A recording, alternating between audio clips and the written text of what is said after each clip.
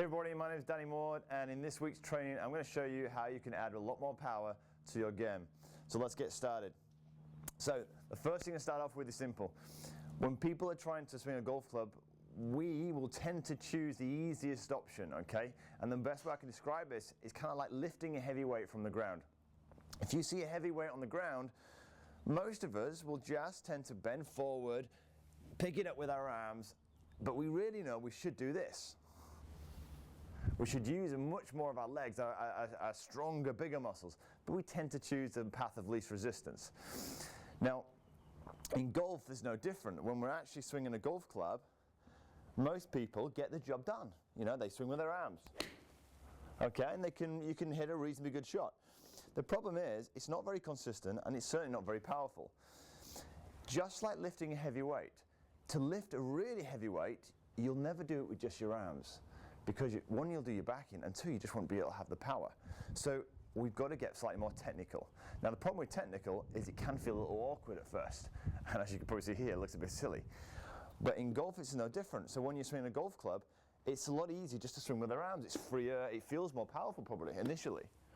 But the reality is sometimes we've got to use our bigger muscles, and initially when we do this, okay, when we start to use our torso here to wind up and wind through, it can feel a little bit awkward, a little bit restricted, but it is far more powerful.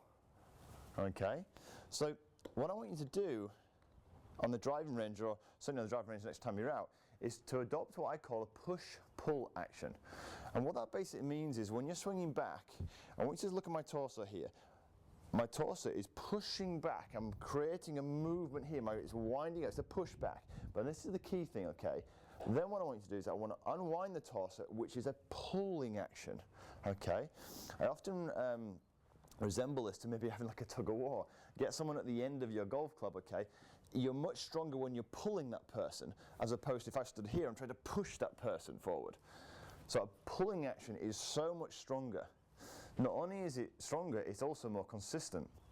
And the best way I can describe this is kind of like a car and a caravan. You'll never see a caravan pushing a car. Why is that? Because if a caravan pushes a car, even if you put an engine in it, the car's going to move all over the place.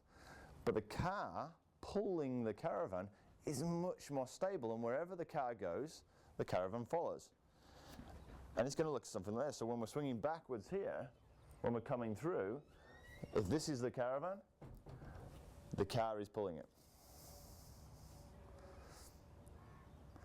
So here's some common things I want you to look out for. When people swing backwards, they tend to swing their arms and leave their body behind, okay?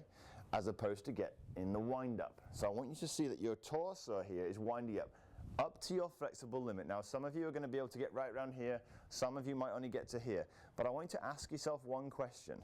When you get to the top of your backswing, ask yourself this: is my torso in a position to pull through?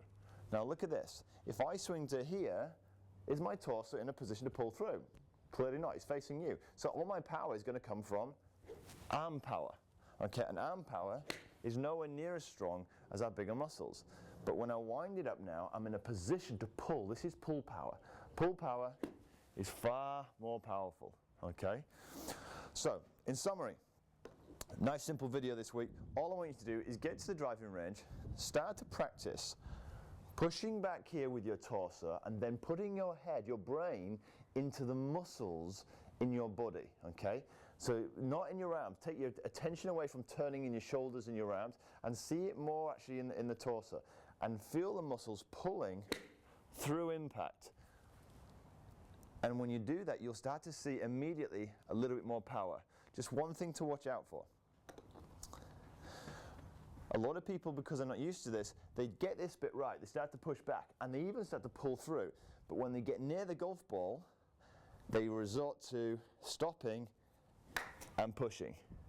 What I want you to do is keep the pull on all the way through. So I'm going to do this in slow motion. We're pushing back, but we're going to keep the pull on all the way through. So look, I'm all the way through here to a full finished position. And watch those yards increase.